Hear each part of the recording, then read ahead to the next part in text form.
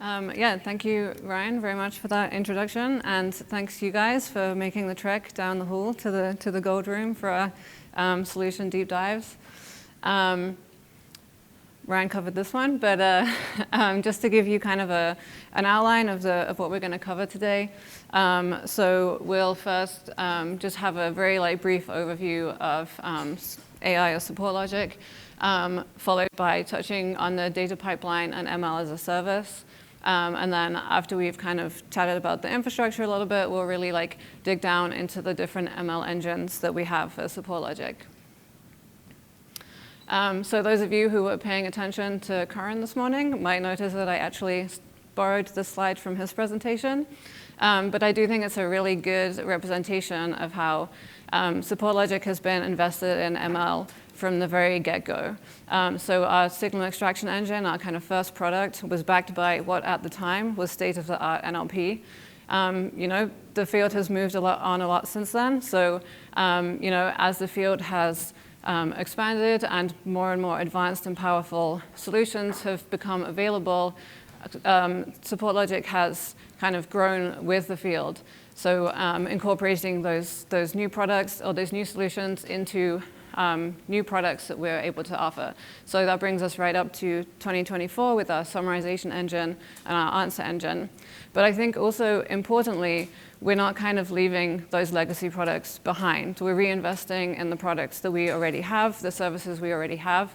So if you were to look at our signal extraction engine today, it is barely recognizable compared to our signal extraction engine from 2017. And just to kind of illustrate how machine learning is kind of embedded in all over our products in SupportLogic, what we're going to talk about today touches machine learning in all of these different areas highlighted by a yellow arrow here. So it really is kind of throughout our product and everything you're touching. So whenever we're developing a new product or thinking about what we want to build at SupportLogic, we try and stick to a few kind of general principles around our AI. So firstly, we believe that AI should be an invisible force. I know Krishna likes the electricity metaphor, but I kind of like to think of it like a smart home. AI is kind of everywhere. It's all around you. It's in everything you're touching, but you're never really thinking about it, right? It's just there helping you improve your workflow, second guessing what you're going to do next, and you don't even kind of notice that it's happening. Secondly, explainability, as Ryan touched on in the intro, explainability is a kind of fundamental principle for us at SupportLogic. Maybe 3 or 4 years ago, explainability was all the rage in AI, and then that kind of disappeared. And it's definitely, we're seeing the emergence of a lot more kind of black box solutions. And that is kind of a caveat of these very large language models. But whenever it's possible, we still want to stick to an explainability kind of paradigm. We think it's important that our customers know where those predictions are coming from. And we think it helps our customers understand their customers and their organization if they can kind of really dig into their data and these predictions. And then thirdly, I have adaptive here. So when I'm talking about adaptive, I'm covering kind of a few different areas here.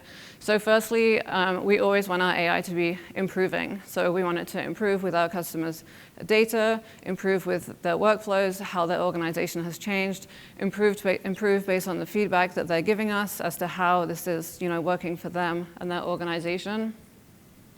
And then I also am kind of using adaptive to cover the being able to configure our AI. So we know that in not all instances is it kind of a one-size-fits-all. So we want to be able to configure our ML models where possible to our different customer needs and requirements and their data.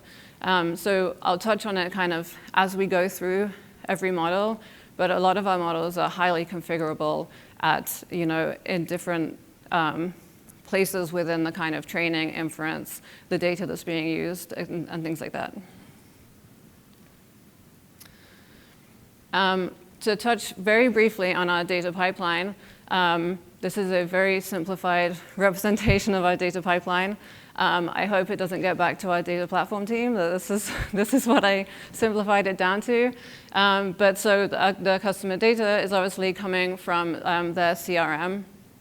And it comes into SupportLogic via our data pipeline. So for kind of the machine learning aspects of this, what's really important here is transforming the data into a universal data schema. So we're able to take data from across a number of different CRMs and turn that into like a uniform data format that then we can pass through the ML pipeline. And the pipeline can be completely naive to what CRM this data came from. It doesn't need any information about that. It just sees data and will act on it accordingly without kind of caring where it came from. And then all of those machine learning, all of the services or the machine learning in the data pipeline, is being serviced now by our ML as a service platform. So ML as a service is something we really invested in, I would say, a couple of years ago now. It's definitely something like a big infrastructure change like this can be a pretty hard sell at a company level.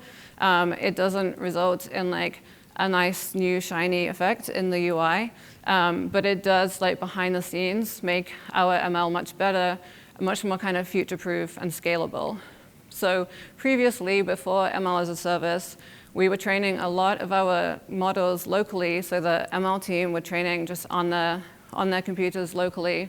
And then these ML models had to be deployed to the customer VPCs. Some of these models had to be deployed to multiple places within the VPCs. So you're just from the outset there, you have a risk of like, two different models being accidentally deployed to one customer VPC, or it only being updated in one area. So you're not having like a uniform ML across the customer environment. Also, like training locally is very slow. It's pretty high risk unless a customer has a staging environment. We're pulling data directly from production, which is never really anything you want to be touching if possible. So, so then moving to ML as a service, we're able to move that training into the cloud, which means that we can, with the click of a button, we can set off training for a new model, and then we're still able to keep all of our customer models siloed and like segmented into their own like tenancy, if you like, but they're able to be served through a single API, a unified API endpoint. So this makes it really nice for, we're able to have better monitoring, like when we are just deploying the machine learning models like manually to a VPC, monitoring and kind of maintaining of that model is really hard. But once you have ML as a service, it's much more like available at your fingertips to monitor and maintain these models. It's a lot less arduous to kind of make sure everything is where it should be and looks good. And then ML as a service basically sits as just an API layer, and it means that we're able to, with like Cloud Run endpoints, we're able to seamlessly kind of update models without any customer downtime. We're able to roll back those models if we need to. If like the worst case happens, it's very easy to roll back that model. We can slowly upgrade models across customers. It's not kind of an all or nothing. And that's, again, with like the click of a button. It's rather than having to go in and manually change models for every single customer. Okay, so we've touched on a little bit of the infrastructure supporting the ML. So yeah, now we can start really getting into the models. So yeah, as you've heard a lot already today about signals. signals really is like foundational to SupportLogic. I mean, SupportLogic was founded on the belief or the knowledge that there's so much information in this text content of support tickets that we're just missing. So yeah, we are able to, as was discussed earlier or this morning, our signals go much further beyond kind of the positive and the negative that is kind of your traditional sentiment. So we're able to detect up to 30 different signals, and then these fall into a couple of different groups. So we do have like a positive group and a negative group, but they have a lot of like finer grained signals within them. And then we also have things like a commercial group looking for signals related to commercial, either in the positive or negative. And then looking specifically at our signal extraction engine pipeline. So at the beginning of our signal extraction pipeline, text is cleaned and pre-processed. So this is a lot of kind of removing the junk text that we don't want to extract signals from. It's getting the text in like a good shape to be handed to an LLM to make sure the LLM's going to kind of get the best it can out of the data. The text is then embedded at the sentence level by an LLM. I do want to point out here that LLM has like become synonymous with Gen AI now, but LLMs have been around kind of long before these like newer generative models have kind of appeared on the scene. Yeah, so every like generative text AI model is an LLM, but not every LLM is a generative model. So we're using an LLM here, but it's not like one of the Gen AI models. So yeah, so as I said, the text is embedded at the sentence level, and then it's sent to a classifier. So this is kind of the embedding representation here, and then this is a sigmoid layer of classifiers. So each of these classifiers is able to predict based on the signal, the embedded sentence, whether or not the signal that it is designated is present in the text data. These classifiers are multi-label, which means that you can have multiple truths predicted through this this layer of 40 plus signals. And then these classifiers are trained on millions of rows of sentence data so that we can get an accurate representation of when a signal is present or not present. And then the final step in our pipeline is feedback. So through our UI, we have the ability for customers to provide feedback on the signals that they're seeing. Customers can also add their own signals. They can highlight text and label it with their own signal if they think a signal is missing.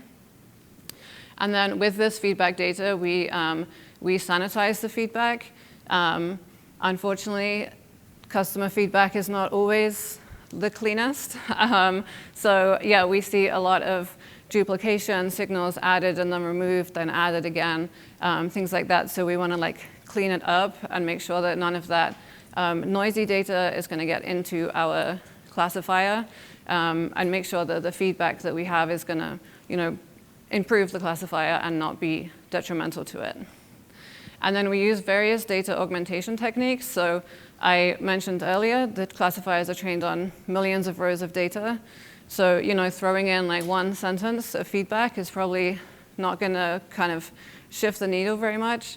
But we're able to use data augmentation to really kind of grow that feedback into its own little data set so that we can see that it is actually having kind of an effect within the classifier. Sorry? I want to have a quick question. Yeah, sure, I guess. Yeah, we are creating some custom signals, right, in our system when we are using SupportLogic.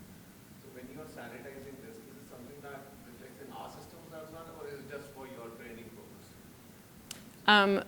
So if we create extra signals, right, extra sentiment signals, when we do custom and then we select feedback, and then we suppose select the text and write, okay, this is a negative or something else. Mm.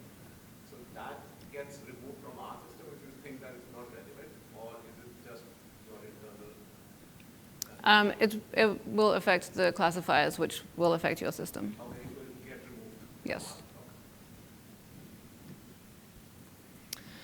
So moving on to the scoring engine. The scoring engine is kind of the natural progression after the signals. All of our scores are built on top of a very strong foundation of signals, but they also include a lot of metadata coming from kind of the case or account level as well. So it might be kind of, or like one way to think about how we're building these signals is like it might be nice if we could just take the sentiment scores, right? We have, so say for account health score, we have all these cases. All these cases have a sentiment score. And like, why can't we just average this sentiment score and then we have an account health score? And that would be fantastic, but unfortunately, the central limit theorem dictates that if you start to average a large quantity of numbers, they will converge into a normal distribution, which what that basically means for the end user is you're going to see a bunch of scores that sit around our baseline for sentiment, which is 70. And you're not going to see variation across customers. And if you kind of think of an example of that, say you had 3 cases with sentiment of like 10, 20, and 90, that's going to average to 40. If you had 3 cases with sentiment of 35, 40, 45, that's also going to average to 40. But there's obviously very different things at play between like one set of cases and the other set of cases. So one of the things we do is use cumulative distribution function. This is able to kind of recognize the changes, anomalies, like differences that are happening in the cases from one time period to the next. CDF is actually commonly used underlying anomaly detection itself. So we're able to use the cumulative distribution function, look at how these different inputs to scores are changing, and then kind of weight them and allow them to influence the final score in different ways. So kind of that example I gave is mostly applicable to account health scores, but all of our scoring, so customer effort score, auto QA score, sentiment score, attention score, is all powered by kind of a complex set of weighted heuristics. And so we talked about being able to configure our ML at the beginning. So these account health scores is one area where we have configuration available. So if you, as a customer, are more interested in how, or you think that escalations have a stronger impact on your account health scores than you think we're giving it in our algorithm, we can actually customize that. So there's various different kind of groups of signals. Escalations would fall into, I believe, business impact. So we could adjust at a customer level the weight of the business impact score and reduce the weight of some of the other scores so that then the account health scores that a customer would see in their system would be more influenced by escalations than previously. Okay, so our prediction engine. So we heard a lot this morning about how we have lots of customers who are really drastically reducing their escalations, and that is in no small part to our escalation model. So our escalation model is actually a gradient boosted classifier. So that's kind of represented in the diagram here. And what that means is that it's basically a sequential, like a series of decision trees or decision stumps. So this is a decision tree. A decision stump would just be the first bit with just like one split. And all of them individually are very bad at their job. But when you kind of add them up sequentially, they become greater than the sum of their parts. And how that works is you train this first model, and it will detect like some very simple pattern in the data, and it will be able to predict maybe a couple of the cases or a couple of the samples of data. And then you take the prediction residuals, which is just a fancy way of saying the ones that got wrong, and you weight those errors so that the next model is able to kind of correct, if you like, the errors of the previous decision tree. And so, there's a few shown here, but this can be hundreds or thousands of decision trees run in a sequence, and at the end of it, you have what actually is a very powerful and very good model. One of the kind of features of gradient boosted classifiers is that they have a lot of model capacity, which means they can learn like very complex, unconvoluted like patterns in data, very complex decision boundaries. And that's perfect for escalation prediction, right? There's so many nuances to data that can, or to a case that can result in escalation. So having a model like this that can really like adapt to all of those nuances is great. It does come with the caveat that it needs a lot of data to train on to not kind of overfit and focus too much on some simplistic patterns it's seeing and not generalize to the whole environment. So the data that this is trained on is historical escalation data. So we look at our customers' historical data, cases that have escalated, cases that haven't escalated. We actually use time series analysis to break up those cases into chunks of time. So obviously in the lifespan of a case, there's so much that's happening. So what happens on day 1 at a case might be nothing to do with why it escalated on day 45. So we want to look at like discrete time intervals throughout the case. So we're able to learn what a case looks like before it escalates, or like way before it escalates, as well as like right up to the boundary of escalation.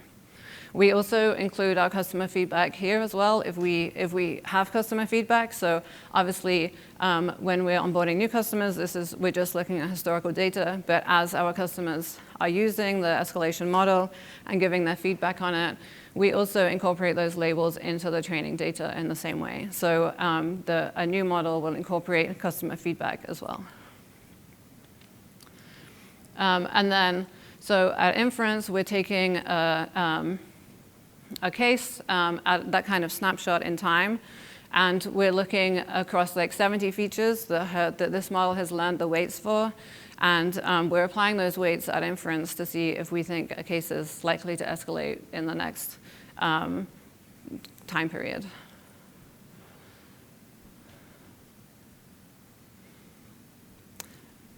Okay, so our recommendation engine, intelligent case assignment. So this is also actually a group of different models, a selection of different models, but this is not an ensemble model. Instead, this is allowing us to assign cases based on a number of different factors based on the agent and the case at the time. So in no order of favoritism, we have a skill score. So our skill score is actually made up of an agent skills model, a case skills model, and then a skill match model. So for our case skills model, we're again training on historical data, and we're able to learn from how a case opens the skills that it will need at the end of the case, right? So if a case opens and it contains certain phrases or it contains certain skills already, we're able to learn from historical data the probability that at the end of that case, it's going to require like these extra skills.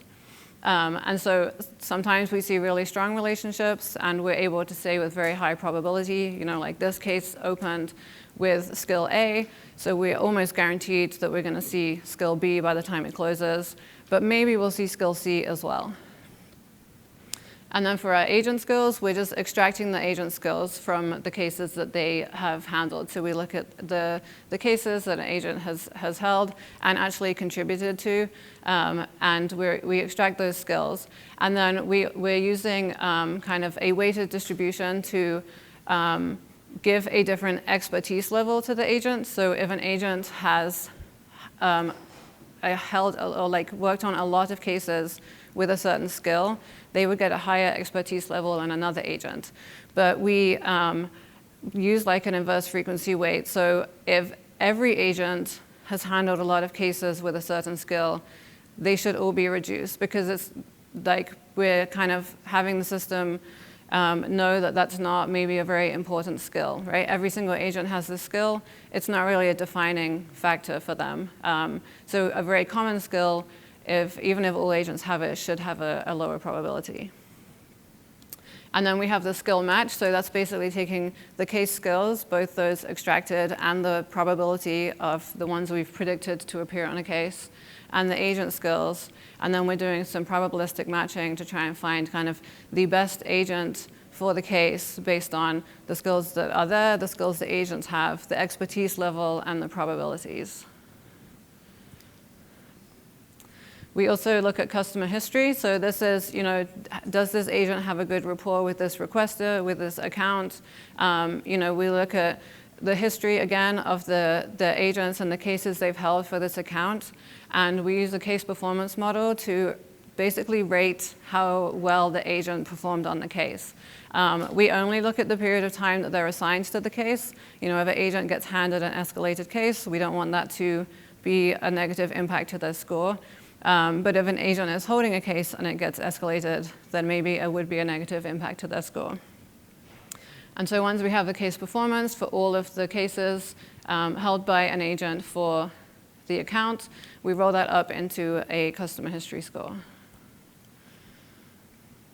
We also have a bandwidth calculation. So bandwidth is looking at the agent backlog and their availability to even take on a case at that time. So obviously, not all cases are equal in the amount of time and effort they're going to take. So bandwidth is very customizable based on the status and the priority of the case. So if an agent is holding 20 cases, but 19 of them are pending, they probably still have pretty high capacity still. But if they're holding 20 cases and they're all open, they're probably pretty busy. Agent backlog is also tuned to an individual customer's data. So we have to know what's like normal for a customer. That we have some customers where just the way they handle their backlogs and their system, it's not unusual for an agent to be holding 50 cases. We have some customers where if an agent is holding 50 cases, we're on fire, something's gone very wrong. So we need the system to know that, so that we don't just have a hard cut threshold where we say this is a lot of cases, because that's not the case across all of our different customers. We're also looking at the incoming case as well. So we want to make sure that we know the size of the incoming case, the kind of effort that case is going to take to solve. So we can see from an agent's backlog, they have a little bit of time, but they don't have enough time for this case. This is a big case. But maybe this other agent who has a little bit more time has time for a big case. And then finally, we have a time overlap. So this is a time series analysis model. So we are using time series analysis to predict the times that the requester of the ticket is going to be online. And then we're either using time series analysis or our shifts feature to know when the agent is going to be online. And then we're able to match up those two time series and find the kind of amount of overlap that the agent and requester are going to have in the next 24 hours. So that's kind of an important thing to note. It's not for the next week, it's just for the next 24 hours.